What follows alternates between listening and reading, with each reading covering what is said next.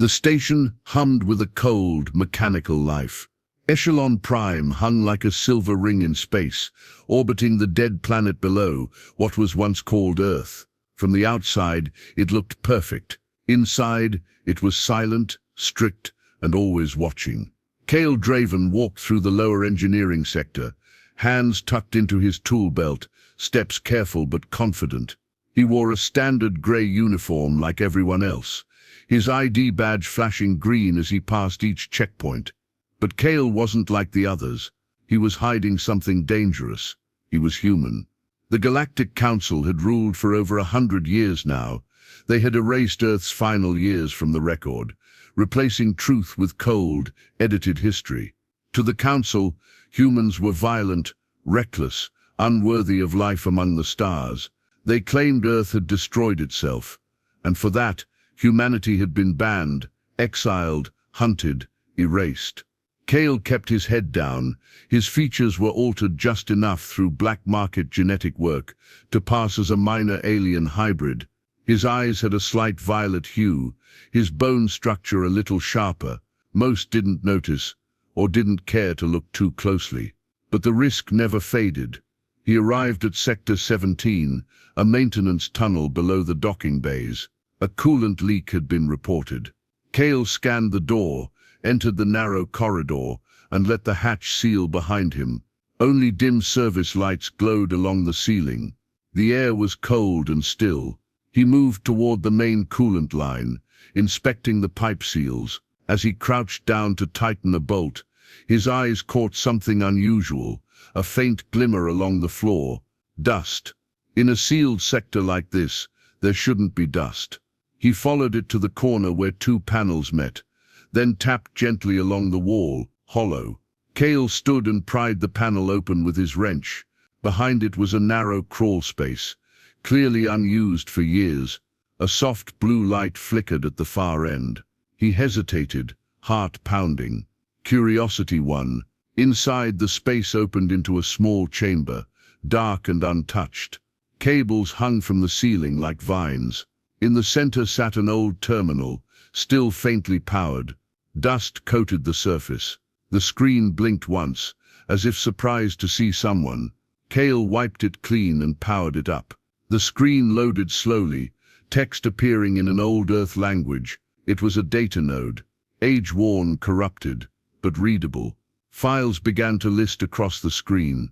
Earth Conflict Log 2431, 2439, Council Intervention Operation Shadowlight, Classified, Human Displacement Directive. Cale's hands trembled. These weren't standard files. These were sealed archives. Truths never meant to be found. He copied what he could onto his portable data chip. The terminal flickered and buzzed. He knew he didn't have much time. Power in these old systems never lasted long. Then he heard it. A soft whir, a surveillance drone. Cale snapped the panel shut, slid out and returned to the main tunnel just as the drone rounded the corner. It paused, scanned him. His ID blinked green. Maintenance complete, Cale said calmly. Reporting leak source sealed. The drone hovered, silent for a full 3 seconds. Then it beeped once and floated away. Cale exhaled slowly, forcing his breath steady. He grabbed his tools, made a show of finishing the repair, then walked out like nothing had happened. Back in his quarters, Cale locked the door and closed the blinds. The tiny room held only a bunk, a desk, and a flickering screen. He inserted the chip into his scanner. Lines of code filled the display. Corrupted pieces, yes, but enough to show names, dates, and decisions the Council had hidden. Earth hadn't fallen alone. There had been interference. Lies. Cale leaned back, staring at the ceiling. He was one of the last humans alive, and now he held proof that humanity had been betrayed. He didn't know who he could trust, but he knew one thing: he couldn't stay silent anymore. The glow of Cale's monitor flickered across his face. The files he had recovered were still half corrupted, but what he could read chilled him. Project names, redacted mission logs, and most important, clear references to Council operations on Earth long before it was declared lost. He zoomed in on a fragment labeled Operation Shadowlight. The text was broken, but parts were clear. Civil influence through resource disruption, manipulated civil unrest, frame human governance collapse, final blame internal. It was all a setup. Earth hadn't destroyed itself. The Council had pushed it into chaos and then called humanity dangerous. The files didn't just hint, they confirmed it. Kale knew what he was holding wasn't just banned. It was deadly. His hand hovered over the delete button. A single press could erase everything, but he didn't press it. He copied the remaining data to a second chip and slid it into a hidden pocket beneath his desk panel. If he was found, they'd search him. They always did, but they wouldn't look in the wall. Kale stood, rubbing the tension from his neck. He needed help. Someone who knew how to pull more from damaged files. Someone not loyal to the Council. He knew exactly who that was. Lyra. She wasn't a friend. More like a shadow you saw once, then never again unless she wanted you to. She ran a black market data ring selling cracked programs, Council exploits, and forged identities. Kale left his room and followed the blue-lit hallways down into the undermarket, a part of the station built long ago before the new security systems were installed. It was where unwanted things were kept out of sight, and where people like Lyra operated. He passed old shops turned into backroom tech hubs, dim corridors with flickering signs, and groups of whispering traders. Finally, he found her. Lyra sat in a narrow stall lit by one hanging light. She was splicing two chips together, her goggles flickering with green code. Her arms were lean and wiry, marked with scanner tattoos that glowed faintly. She didn't look up. "I thought you were dead," she said flatly. "Close," Kale replied. "Didn't expect you to come back. What do you want?" He looked around. No one seemed to be paying attention. "I need your help with data recovery," he said. "Old Council files." She stopped, finally looked up.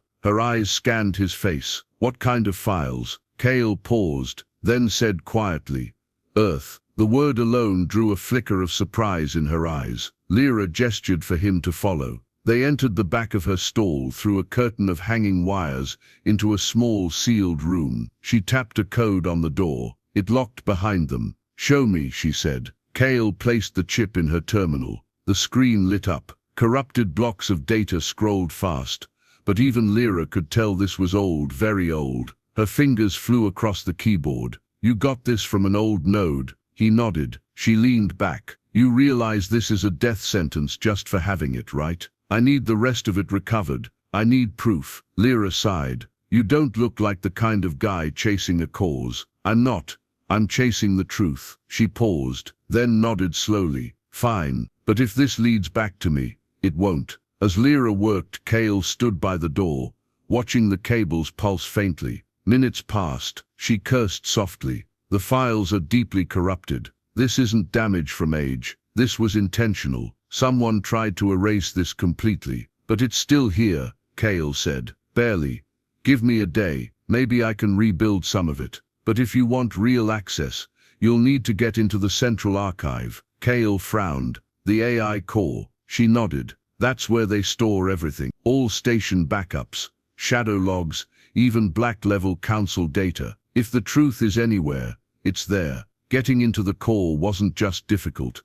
It was nearly impossible. The Council guarded it with biometric gates, drones and full-time security AI. But Kale didn't flinch. "Then that's where I'll go." Lyra raised an eyebrow. "You're serious about this?" Kale met her eyes.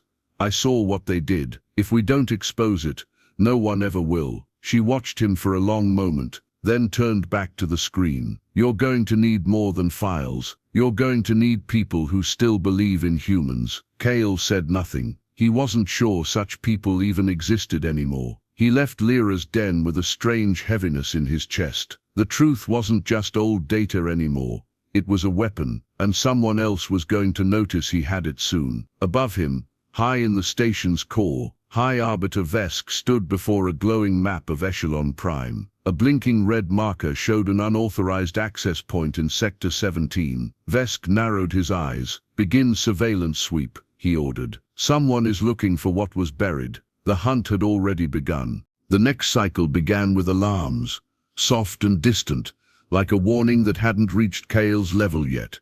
He stood in a maintenance shaft under the coolant exchange system, just outside a secure access door. Sweat rolled down his neck, not from heat, but from what he was about to do. Lyra's voice crackled in his earpiece. "You've got exactly 6 minutes before the patrol comes back. After that, you're on your own." "Copy," Kale whispered. He placed a hand on the lockpad. His forged ID chip pulsed once, then failed. He pulled out a secondary code injector, Lyra's creation, and jammed it into the access slot. The door beeped red, then yellow, then finally green. Kale stepped inside. The corridor beyond was darker than he expected. The core wasn't meant for maintenance workers. It was designed for council access only. No cameras, no windows, just curved metal walls and humming silence. He moved quickly, guided by the map Lyra had drawn for him on a scrap of plast sheet. He counted doors, watched for heat signatures, and avoided pressure plates marked with red tape. Every step had to be exact, every breath quiet. Back in the undermarket, Lyra had spent all night rebuilding the files from his data chip. The pieces she managed to recover were damning: real names, council signatures, and operation logs. But what she couldn't recover was the full context. The story was still fragmented. They needed the original backup stored in the core's archive vault. That was why Kale was here. At the end of the corridor, a large circular door pulsed with soft blue light. The archive vault. 2 drones hovered nearby, inactive but armed. Kale crouched beside a panel, opened it, and plugged in Lyra's disruptor node. It sent out a soft pulse, freezing the drones just long enough for him to move. He slipped past them, hands steady, and placed his forged biochip into the vault reader. For a moment, nothing happened. Then the door slid open with a soft hiss. Inside, the room was round, dark, and cold. Servers rose up like black pillars around a central terminal. Thin wires crisscrossed the ceiling like webs. A soft white light glowed from the console. Kale approached the terminal and placed his chip into the slot. The system reacted instantly. Lights flared, and data began to stream across the display. It moved fast, faster than he could process. But then it paused. A message appeared on the screen. Identity mismatch. Human detected. Kale froze. Then the vault doors slammed shut behind him. "Kale," Lyra's voice crackled in his ear. "The core just triggered a level 3 alert. You need to get out. Now." "Too late," he whispered. A new figure appeared on the screen. Cold eyes, pale blue skin, and sharp black markings on his forehead. "High Arbiter Vesk. This is what remains of humanity." Vesk's voice echoed from the terminal, sneaking through shadows, still clinging to false hope. Kale's hands tightened on the console. "You erased us," he said quietly. "You blamed us, but I have your files now." "The truth," Vesk didn't blink. "And who will believe you, Kale Draven? A fugitive, a species outlawed for its crimes. We kept the galaxy safe when we ended your kind." Kale tapped a command. The files from the console began downloading to his chip. Vesk narrowed his eyes. "That won't reach the surface." Kale pulled the chip free and sprinted toward the emergency hatch at the back of the room. The drones reactivated. Sirens wailed. He hit the hatch release, locked. A panel beside the door glowed red. He ripped it open and rewired the circuit. Sparks flew. A second passed. The hatch opened. Kale dropped into the shaft below, landing hard. Pain shot up his leg. He limped through the narrow tunnel, alarms echoing above. He didn't stop. Back at the undermarket, Lyra watched her screen as Kale's biosignal flickered, then returned. Her fingers flew across the keys, opening back doors and disabling motion sensors as fast as she could. Finally, Kale burst into her den, bruised, limping, and out of breath. He collapsed into the chair beside her. "Did you get it?" she asked. He nodded and handed her the chip. She plugged it in. The files opened like unfolding paper. Video logs, real-time footage from Earth's final days, council transmissions, orders signed by Vesk himself. She looked at Kale. "This is it. This will change everything." Kale leaned back, breathing hard. Then we need to release it.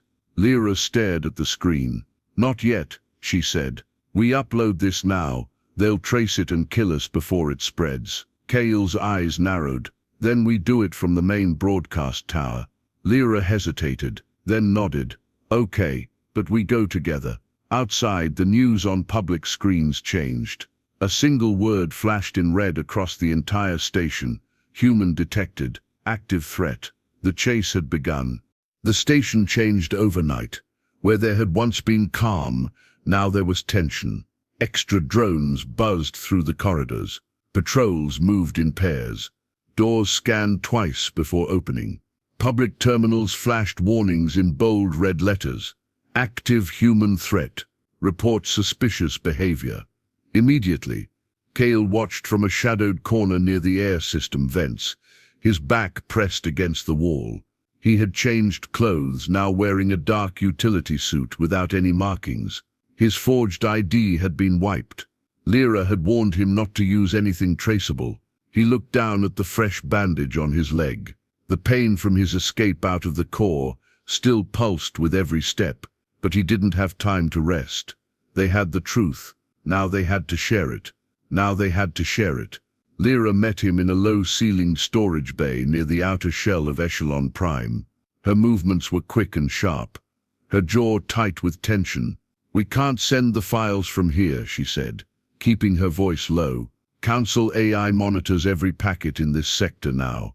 If we try to upload, they'll cut the signal and burn our location. Kale nodded. Then we go to the top.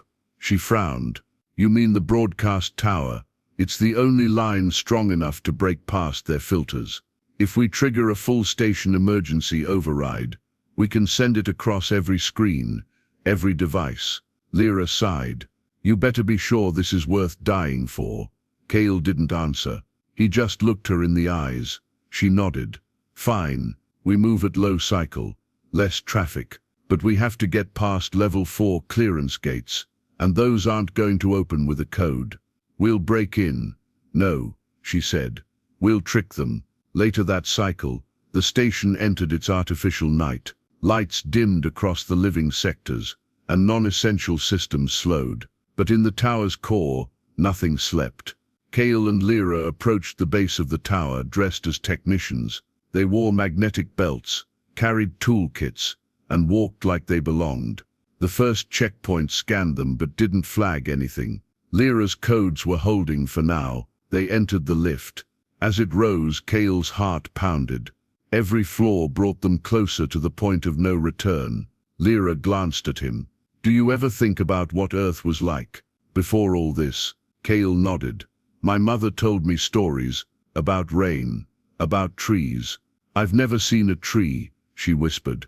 The lift stopped. They stepped out into a silent hall lined with glass walls. Beyond them, stars blinked in the dark. At the far end stood the main control chamber, bright, clean, and guarded by 2 drones and 1 council officer. Lyra reached into her bag and pulled out a small orb. She rolled it across the floor, a soft pulse. The lights flickered. The drones froze. Kale moved fast. He grabbed the officer, pressed a shock stick to his neck, and dropped him silently to the floor. They dragged him into a closet. Inside the chamber, dozens of terminals glowed. At the center stood the master console, a circular panel surrounded by curved screens. Lyra plugged in the chip. The system resisted. Firewalls appeared instantly. Kale took over, tapping fast, working through encryption layers. The station began to wake. Drones reactivated.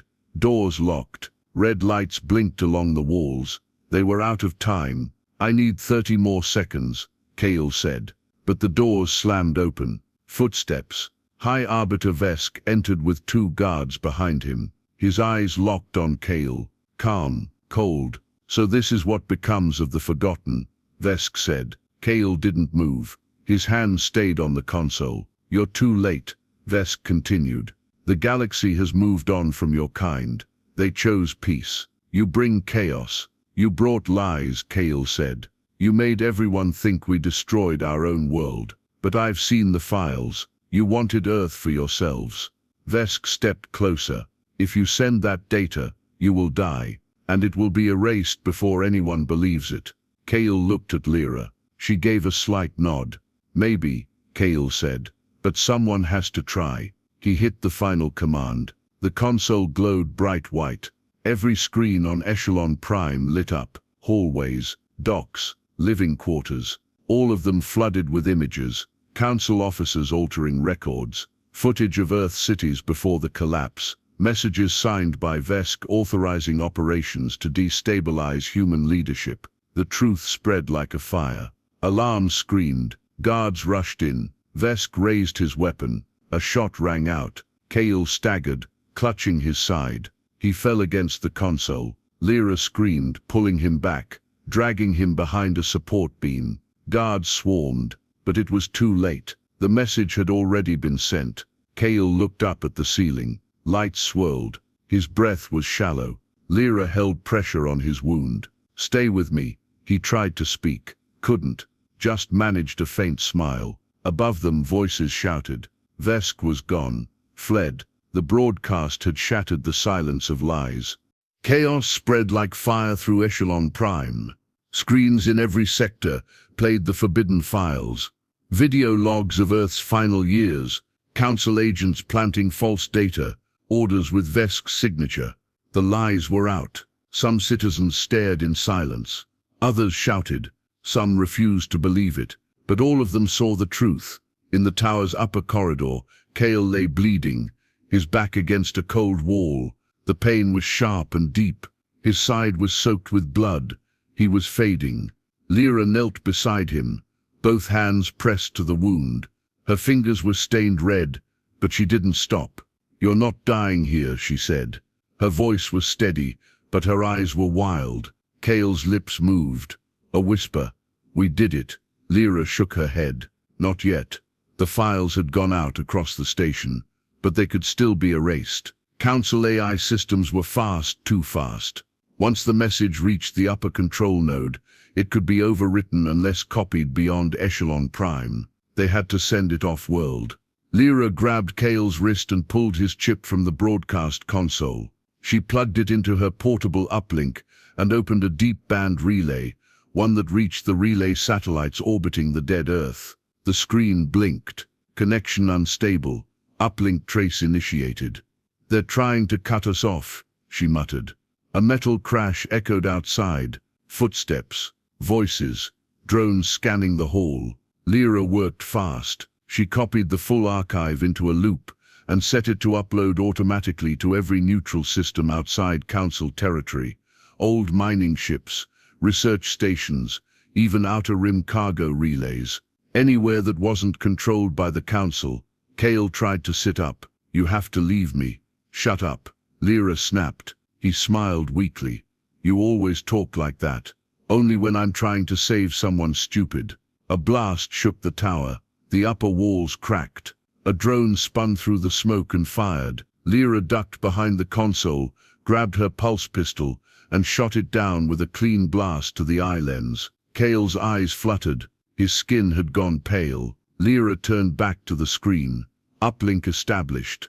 Data upload in progress. 82%. More footsteps. Another drone appeared. Lyra dragged Kale out of the open and down the access tunnel behind the control room. It was tight, dark, and filled with cable bundles. She moved quickly, dragging him with her, one arm looped under his shoulders. "Stay awake," she told him. "Just a little longer." His head dropped. She stopped, pressed her fingers to his neck, a pulse faint, but still there. Outside, the tower shook again. Council ships were arriving. The station's outer defenses powered up. They were preparing for a lockdown. Lyra reached the bottom of the tunnel and kicked open a maintenance hatch. Beyond it was a narrow crawlway that led to an old launch tube, no longer used, forgotten, except by people like her. She laid Kale gently beside a supply crate and connected her uplink to the nearby tower relay. Upload complete. Signal copied to 74 independent systems. Data locked. External overwrite denied. She sat back, breathing hard. It was done. The truth was free. No one could take it back now. She looked at Kale. He wasn't moving. His chest rose and fell, but barely. Lyra knelt beside him and placed a hand on his forehead. "You did it," she whispered. "You made them listen." Outside, the station alarms changed tone. Not just a threat alert anymore. Now it was a call for investigation, a demand for answers. The truth had shaken the council, and it had started with a mechanic who wasn't supposed to exist. Lyra looked out through the narrow viewport in the launch bay. Beyond the curve of Echelon Prime, the stars still burned, silent, endless, but something had changed, and there was no going back. The station was no longer silent. People gathered in the plazas, watching the same footage play on loop, evidence of betrayal, hidden truths, and the fall of Earth told not as failure but as sacrifice. The Galactic Council's version of history had shattered. The files Cowell and Lyra had released were spreading faster than the Council could stop them. Within hours, copies had reached satellites, off-grid traders, and even outlaw communication hubs on the fringe of known space. On Echelon Prime, tension simmered. Some citizens were still loyal to the Council. Others demanded justice. But no one could deny the truth anymore. The name Cowell Draven was whispered in hallways. A mechanic, a human, a ghost who had lit a fire. In a darkened medbay buried deep beneath the station, Cowell opened his eyes. The room was dim and quiet. He felt cold, weak, but alive. Lyra sat beside the cot, asleep in a chair. Her coat was dirty. Her eyes had dark circles under them, but her grip on her pistol had not loosened. Cowell turned his head slowly. "Hey," he rasped. She stirred, blinked. When she saw him awake, her face softened for just a moment. "About time," she said. Cowell tried to sit up but couldn't.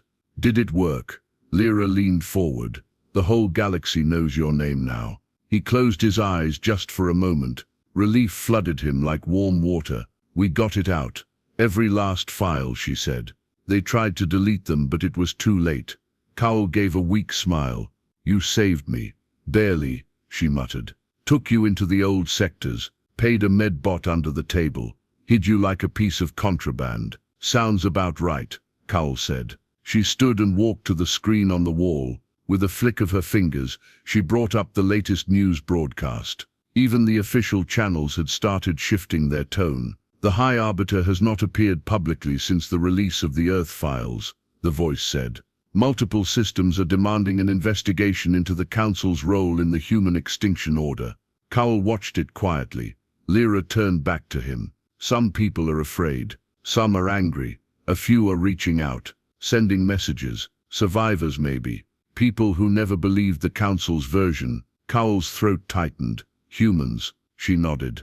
"Scattered. Hiding. But they're hearing your name now, and they're not hiding anymore." He looked out the small window near the bed. The stars still hung in the endless dark, but now, somewhere in that darkness, hope lived. "I never wanted to be a hero," Cowell said. "You're not," Lyra replied. "You're just a guy who told the truth." "And now what?" She gave him a tired smile. "Now we wait, and we listen." A few days later, a small transport ship launched from an old docking bay, flying away from Echelon Prime. It carried Cowell and Lyra, disguised, hidden in the cargo logs. They didn't know where they were going. Not yet, but they had a signal. A message from a distant colony once believed dead. It was short, just a few words. "We heard you. You're not alone." Cowell looked down at the comms terminal. He read the message again and again, and for the first time in his life he truly believed it. As the ship drifted into open space, Cowell closed his eyes. A mechanic, a ghost, a human, still breathing, still fighting, and now, finally seen.